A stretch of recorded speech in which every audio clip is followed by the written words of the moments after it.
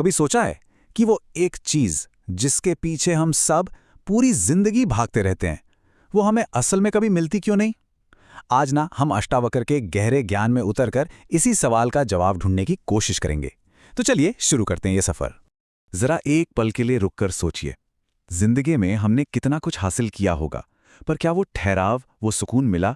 या फिर ऐसा होता है कि हर कामयाबी के बाद खुशी की एक छोटी सी लहर आती है और फिर कुछ ही देर में वही पुराना खालीपन लौट आता है। ये कहानी हम सबकी है ना? और ये हमेशा एक ही तरह से शुरू होती है।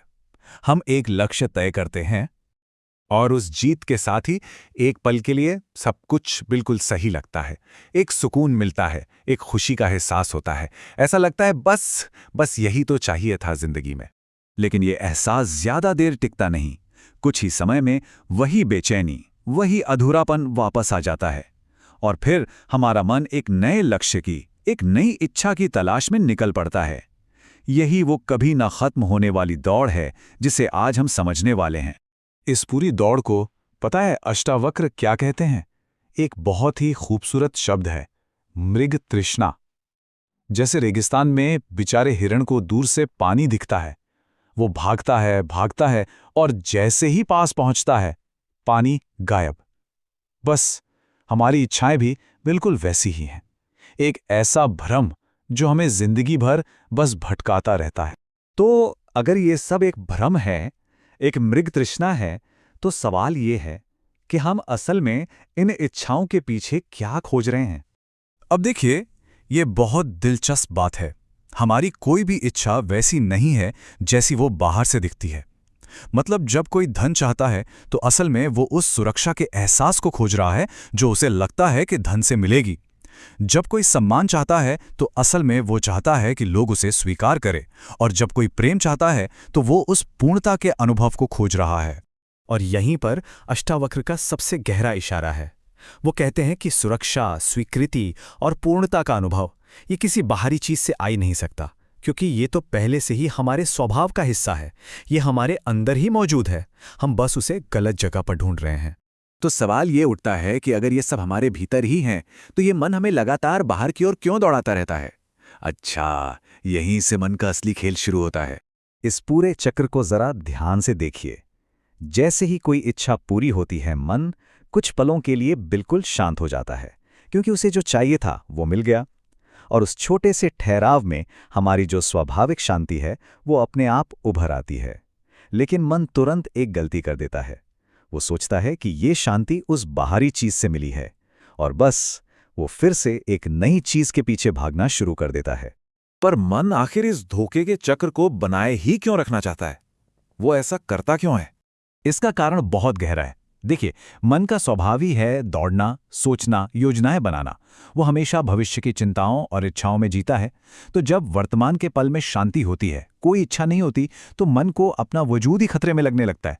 उसे लगता है कि अगर वो रुक गया तो वो खत्म हो जाएगा और इसीलिए वो फौरन एक नई इच्छा को पकड़ लेता है। तो अब तक हमने समस्या को और उसकी जड़ को समझा।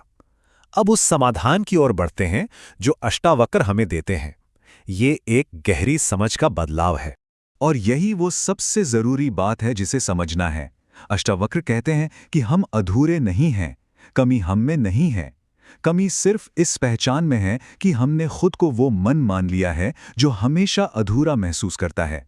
लेकिन हम मन नहीं हैं, हम तो वो हैं जो मन के इस अधूरेपन के एहसास को भी देख सकते हैं, एक शांत साक्षी की तरह।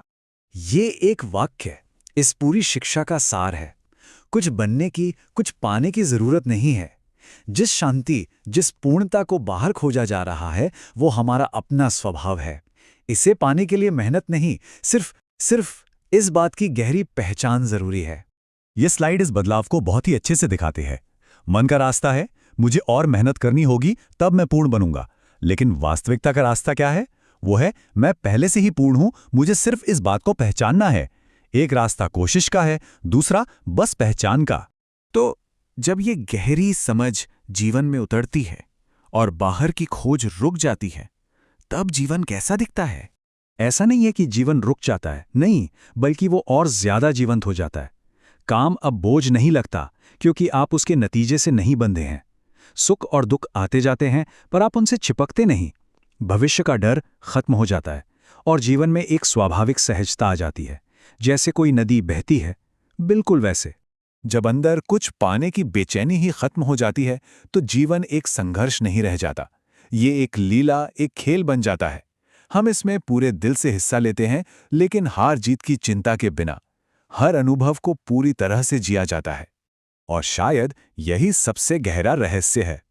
जब तक हम कुछ खोज रहे थे, हम किसी भविष्य की उम्मीद में जी रहे थे, हम वर्तमान के पल में तो कभी थे ही नहीं। जब ये खोज खत्म होती है, तब पहली बार हम यहाँ, अभी, इस पल में जीना शुरू करते हैं। तो मैं इस विचार को इसी सवाल के साथ छोड़ रहा हूं कि अगर कुछ पाने की ये कभी न खत्म होने वाली दौड़ रुक जाए, तो जो शुरू होता है वो क्या है?